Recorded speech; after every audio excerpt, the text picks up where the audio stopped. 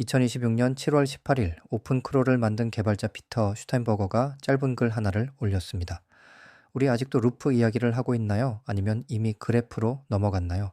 이 짧은 질문 하나가 인공지능 개발자들 사이에서 며칠 만에 수백만 조회수를 기록하며 퍼져나갔습니다. 오늘은 이 그래프 엔지니어링이 정확히 무엇을 뜻하는지 살펴보겠습니다. 흥미로운 점은 이 흐름이 처음이 아니라는 것입니다. 같은 개발자가 6주 전에도 비슷한 방식으로 짧은 글을 올렸고, 그때 퍼진 말이 바로 루프 엔지니어링이었습니다. 루프라는 말이 자리 잡기도 전에 벌써 그 다음 단계를 가리키는 말이 등장한 것입니다. 그래프를 이해하려면 먼저 루프를 짧게 되짚어야 합니다. 루프 엔지니어링은 에이전트에게 목표 하나를 던져주면 작업하고 검증하고 다음 단계로 넘어가는 과정을 스스로 반복하게 만드는 방식입니다. 작업과 검증과 다음 작업이 하나의 긴 줄로 곧게 이어지는 구조입니다. 그런데 이 구조에는 숨은 병목이 있습니다. 서로 아무 관계가 없는 두 단계조차 앞 단계가 끝날 때까지 무조건 기다려야 한다는 것입니다. 줄이 하나뿐이라 함께 처리해도 되는 일도 순서대로 처리할 수밖에 없는 것입니다. 그래프 엔지니어링은 바로 이 문제를 풀기 위해 등장했습니다. 하나의 큰 작업을 여러 조각으로 쪼개고 각 조각을 서로 다른 에이전트에게 맡겨 동시에 실행하는 방식입니다. 줄 하나였던 구조를 여러 갈래로 나눈 그물 구조로 바꾸는 것입니다.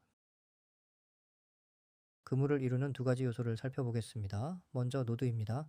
노드는 전체 작업 중 하나의 독립된 조각을 맡은 에이전트입니다. 자기만의 격리된 작업 공간 안에서 맡은 일을 처리하고 그 결과를 보고합니다. 두 번째 요소는 엣지입니다. 엣지는 한 노드의 결과물이 다음 노드에게 올바른 시점에 전달되도록 연결해주는 경로입니다. 여러 에이전트가 같은 결과물을 동시에 검토한 뒤 각자의 판단이 한 지점으로 모이는 구조도 엣지로 표현할 수 있습니다. 루프와 그래프의 결정적인 차이를 한 문장으로 표현하면 이렇습니다. 경로를 누가 정하느냐, 에이전트가 정하느냐, 아니면 사람이 정하느냐입니다. 루프에서는 목표와 기준만 정해주면 에이전트가 스스로 경로를 찾아갑니다. 그래프에서는 사람이 노드와 연결 구조 자체를 미리 설계합니다.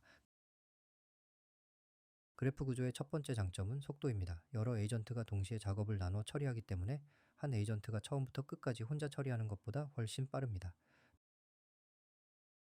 두 번째 장점은 비용을 세밀하게 배분할 수 있다는 것입니다. 작업을 쪼개면 각 조각의 난이도에 맞는 모델을 따로 고를 수 있습니다. 굳이 모든 작업에 가장 비싼 모델을 쓸 필요가 없어지는 것입니다. 하지만 이면도 있습니다. 첫 번째 단점은 전체 비용입니다. 노드 하나하나의 비용은 낮아져도 여러 에이전트가 동시에 토큰을 소비하다 보니 전체 소모량은 단일 에이전트보다 훨씬 커집니다. 그만큼 사용량 한도에도 훨씬 빨리 도달하게 됩니다. 두 번째 단점은 더 치명적입니다. 오류 추적의 어려움입니다. 그물 어딘가에서 작은 오류 하나가 생기면 그 영향이 전체 결과물에 퍼집니다. 그런데 사람은 최종 결과만 받아보기 때문에 정확히 어느 노드에서 무엇이 잘못됐는지 알기가 매우 어렵습니다. 사실 클로드 코드를 써본 사람이라면 이 그래프 구조를 이미 경험했을 가능성이 높습니다. 맡겨진 작업을 여러 서브 에이전트로 나눠 동시에 처리하는 다이나믹 워크플로 기능이 바로 그래프 구조를 구현한 사례입니다. 오류 추적 문제를 풀기 위한 해법이 등장했습니다. 엔스로픽 은 다이나믹 워크플로의 실행 기록과 검증 로그, 그리고 다시 시작할 지점을 남기는 방식으로 대응했습니다. 작업이 중단돼도 처음부터 다시 시작하지 않고 멈춘 지점부터 이어가며 이 기록이 곧 어느 단계에서 문제가 생겼는지 추적하는 단서가 됩니다. 다만 이 기능이 오류를 자동으로 고쳐주는 것은 아닙니다. 어느 노드가 실패했는지 사람이 살펴볼 수 있게 해주는 수준입니다. 즉 완치가 아니라 진단을 돕는 도구에 가깝습니다. 다이나믹 워크플로에도 규모의 한계가 있습니다. 한 번에 실행해서 최대 1000개의 서브 에이전트를 부를 수 있지만 동시에 도는 것은 훨씬 적은 수로 제한되어 있습니다. 폭주를 막기 위한 안전장치가 걸려 있는 것입니다. 여기서 중요한 사실이 하나 있습니다. 그래프 엔지니어링은 루프 엔지니어링을 없애는 개념이 아닙니다. 그래프 안의 노드 하나하나도 여전히 각자 하나의 루프로 작동합니다. 즉 그래프는 루프를 대체하는 것이 아니라 여러 루프를 엮어서 관리하는 한 단계 위의 구조입니다. 다만 모두가 이 흐름에 동의하는 것은 아닙니다. 여러 에이전트를 그래프 구조로 조율하는 방식 자체는 이미 예전부터 있던 기술이며 이번에 새로 생긴 것은 이름뿐이라는 지적도 나옵니다. 새 용어가 유행을 만들었을 뿐 근본적인 기술은 크게 달라지지 않았다는 시각입니다.